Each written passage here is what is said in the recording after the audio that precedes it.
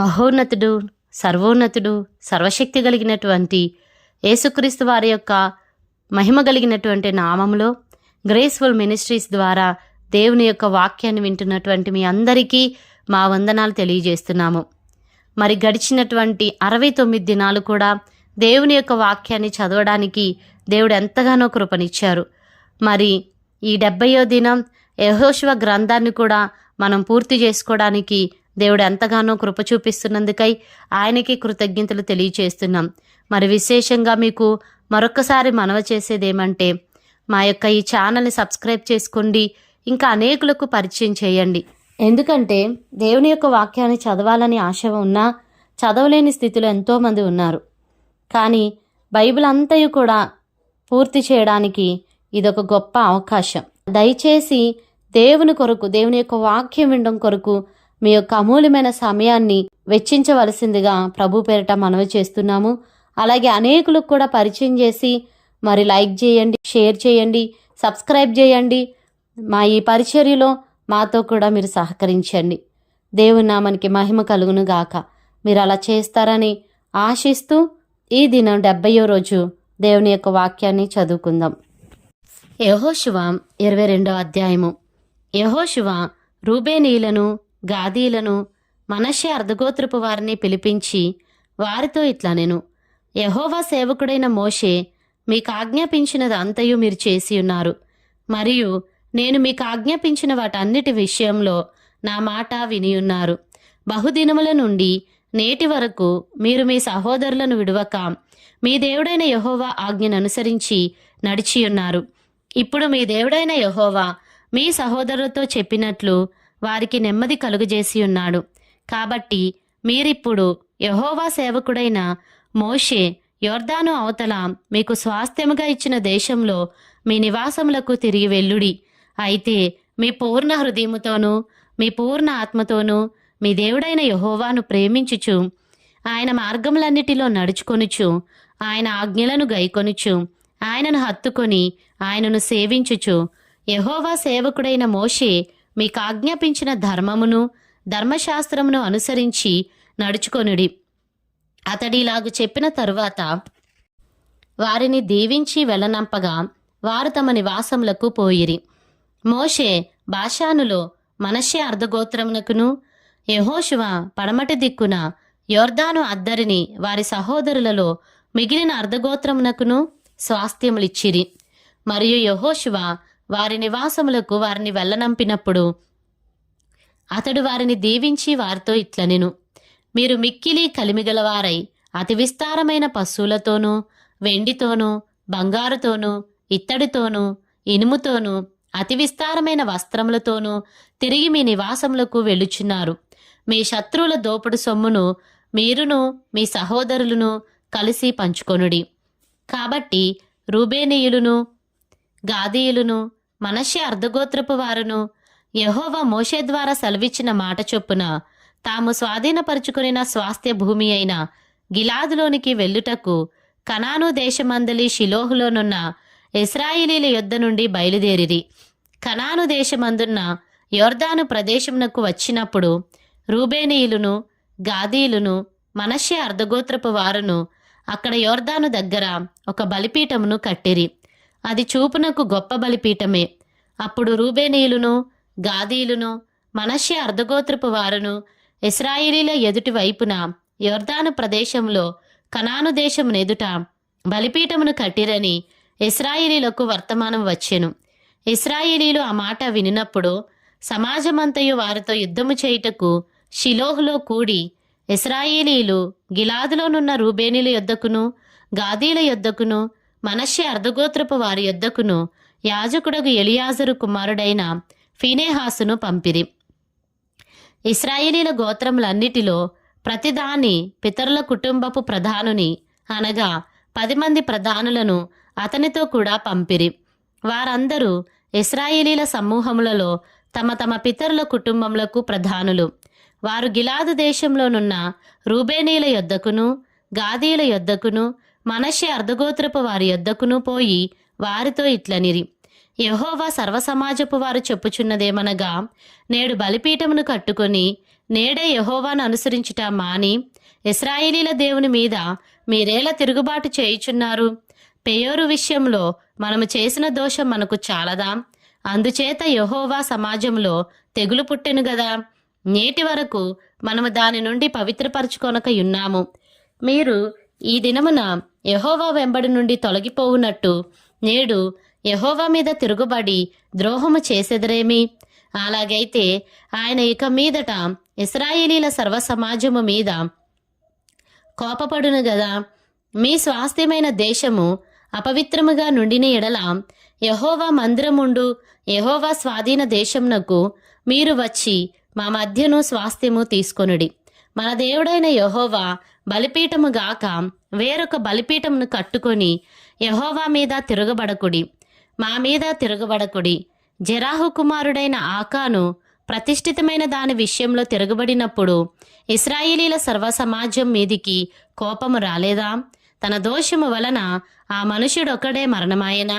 అందుకు రూబేనీయులును గాదీయులును మనష్షే అర్ధగోత్రపు వారును ఇశ్రాయేలీల ప్రధానులతో ఇచ్చిన ఉత్తరమేమనగా, దేవుళ్లలో యెహోవా దేవుడు, దేవుళ్లలో యెహోవాయే దేవుడు.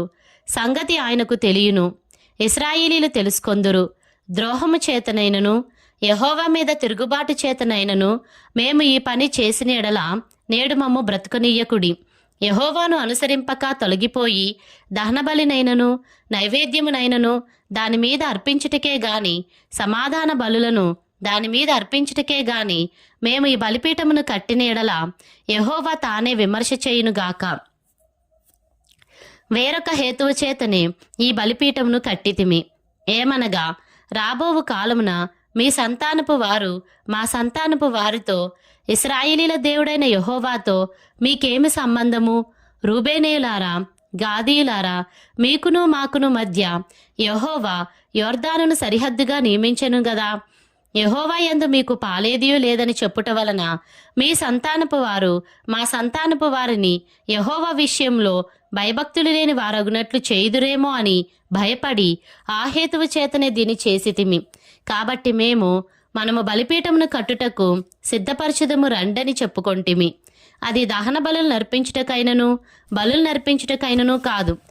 మన దహన బలుల విషయంలోనూ బలుల విషయంలోనూ సమాధాన బలుల విషయంలోనూ మనము యెహోవా సన్నిధిని ఆయన సేవ చేయవలయుననుటకు యెహోవా యందు మీకు పాలు ఏదియూ లేదను మాట మీ సంతతి వారు మా సంతతి వారికి చెప్పజాలకుండునట్లు అది మాకును మీకును మన తరువాత మన తరముల వారికిని మధ్య సాక్షి అయ్యుండును.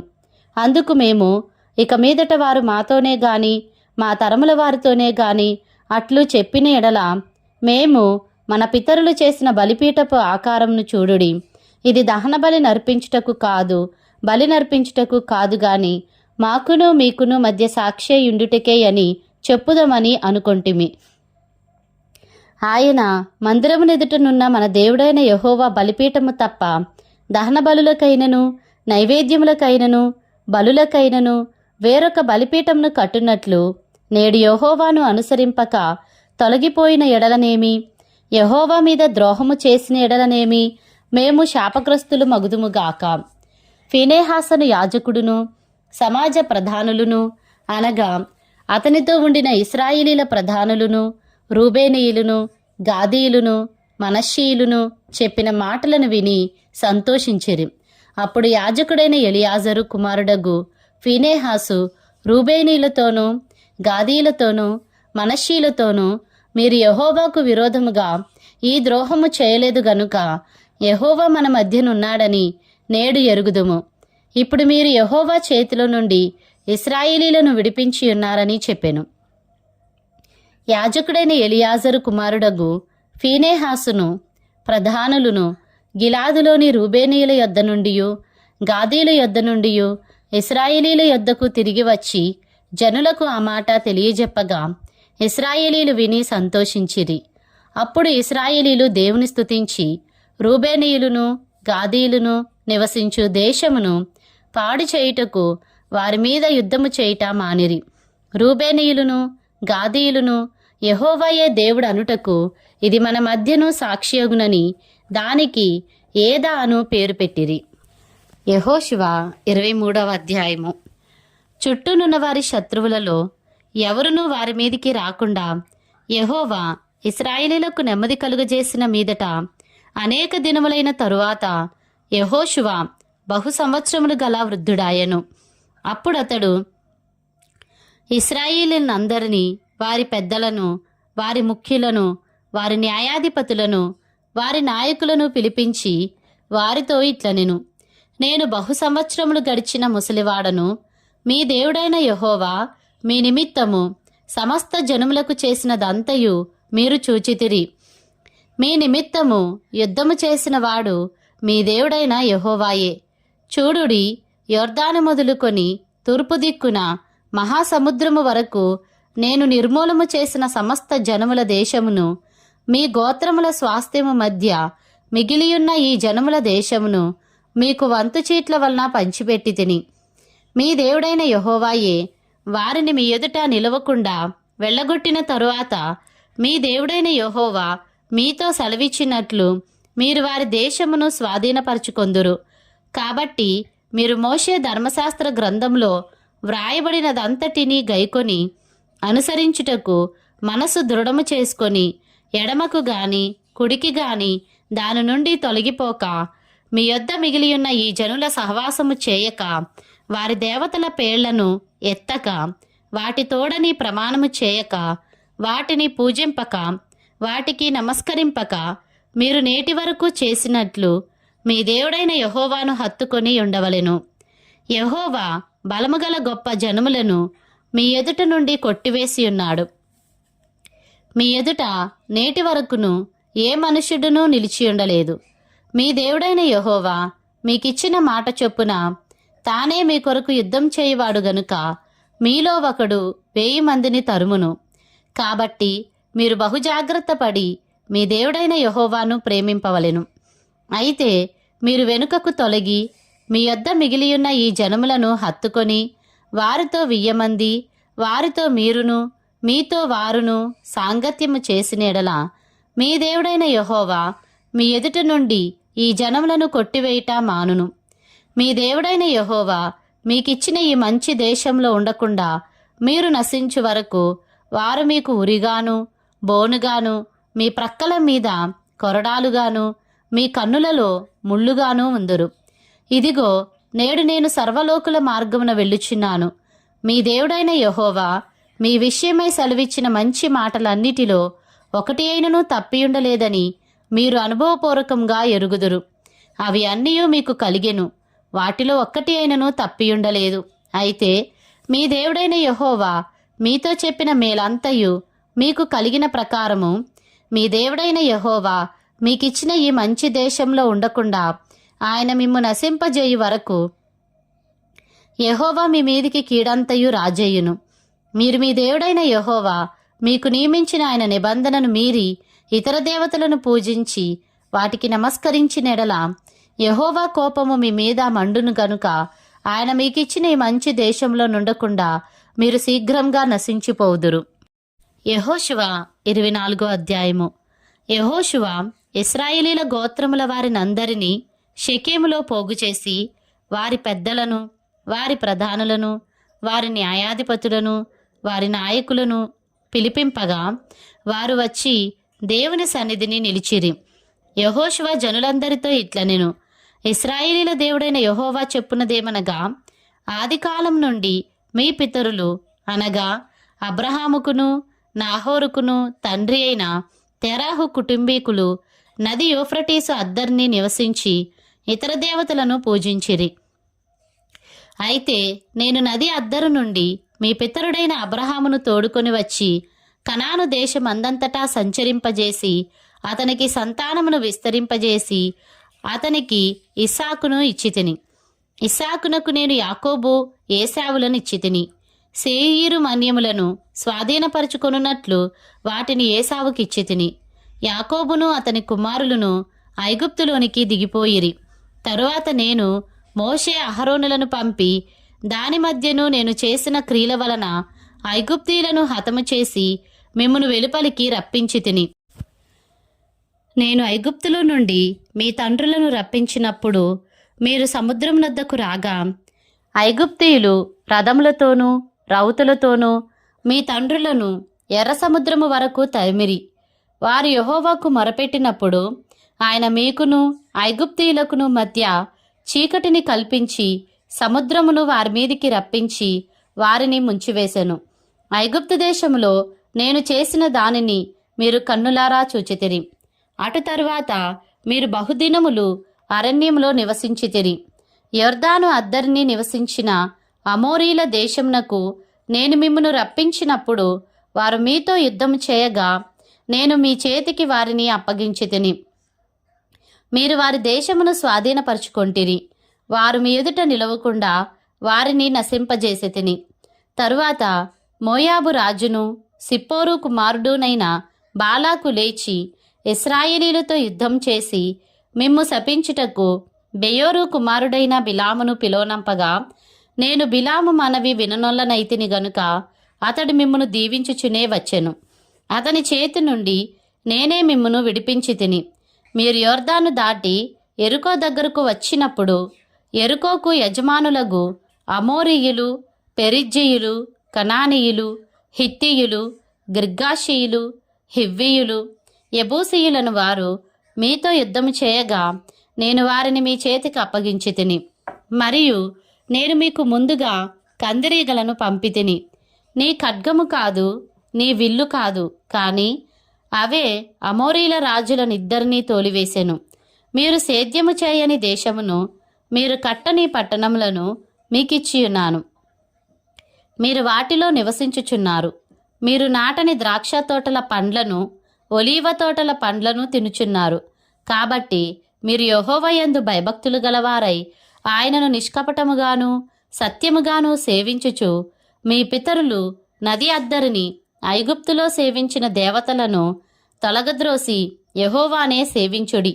యెహోవాను సేవించుట మీ దృష్టికి కీడని తోచిన ఎడల మీరు ఎవరిని సేవించెదరో, నది అద్దరిని మీ పితరులు సేవించిన దేవతలను సేవించెదరో, అమోరీల దేశమున మీరు నివసించుచున్నారే వారి దేవతలను సేవించెదరో నేడు మీరు కోరుకొనుడి. మీరెవరిని సేవింప కోరుకొనినను నేనును నా ఇంటివారును యెహోవాను సేవించెదము అనెను. అందుకు ప్రజలు యెహోవాను విసర్జించి ఇతర దేవతలను సేవించిన ఎడల మేము శాపగ్రస్తులు మగుదుముగాక.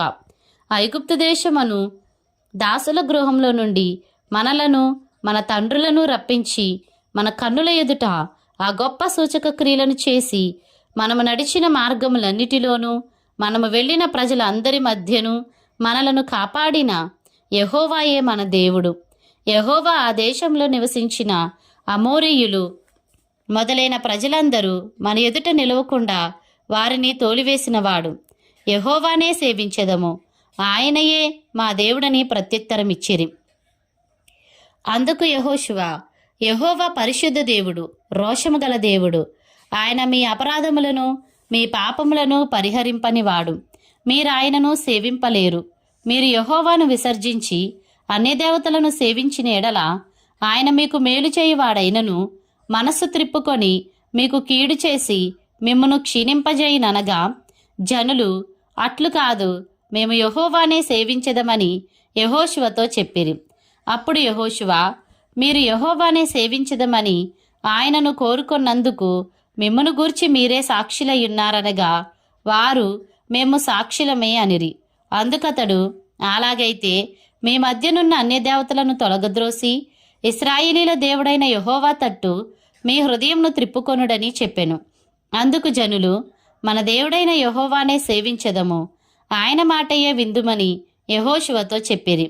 అట్లు యెహోషువ ఆ దినమున ప్రజలతో నిబంధన చేసి వారికి షెకెములో కట్టడను విధిని నియమించి దేవుని ధర్మశాస్త్ర గ్రంథంలో ఆ వాక్యములను వ్రాయించి పెద్ద రాతిని తెప్పించి యెహోవా పరిశుద్ధ స్థలంలోనున్న సింధూర వృక్షము కింద దాని నిలవబెట్టి జనులందరితో ఇట్లనెను, ఆలోచించుడి, యెహోవా మనతో చెప్పిన మాటలన్నీయు ఈ రాతికి వినబడెను గనుక అది మన మీద సాక్షిగా ఉండును. మీరు మీ దేవుని విసర్జించిన ఎడల అది మీ మీద సాక్షిగా ఉండును. అప్పుడు యెహోషువ ప్రజలను తమ స్వాస్థ్యములకు వెళ్ళనంపెను. ఈ సంగతులు జరిగిన తరువాత నూను కుమారుడును యెహోవా దాసుడునైన యెహోషువ 110 సంవత్సరముల వయసు గలవాడై మృతి నొందెను. అతని స్వాస్థ్యపు సరిహద్దులోనున్న తిమ్నత్ సెరాహులో అతడు పాతిపెట్టబడెను. అది ఎఫ్రాయిమీల మన్యములోని గాయషు కొండకు ఉత్తర దిక్కుననున్నది. యెహోషువ దినములన్నిటను యెహోషువ తరువాత ఇంకా బ్రతికి యెహోవా ఇశ్రాయేలీయుల కొరకు చేసిన క్రియలన్నిటినీ ఎరిగిన పెద్దల దినములన్నిటను ఇశ్రాయేలీయులు యెహోవాను సేవించుచూ వచ్చిరి. ఇశ్రాయేలీయులు ఐగుప్తులో నుండి తెచ్చిన యోసేపు ఎముకలను షెకెములో అనగా యాకోబు 100 వరహాలకు షెకెము తండ్రి అయిన హమోరు కుమారుల యొద్ద కొనిన చేని భాగములో వారు పాతిపెట్టిరి. అవి యోసేపు పుత్రులకు ఒక స్వాస్థ్యముగా ఉండెను. మరియు అహరోను కుమారుడైన ఎలియాజరు మృతి నొందినప్పుడు ఎఫ్రాయిమీయుల మన్య ప్రదేశంలో అతని కుమారుడైన ఫీనెహాసునకు ఇయ్యబడిన ఫీనెహాసు గిరిలో జనులు అతన్ని పాతిపెట్టిరి.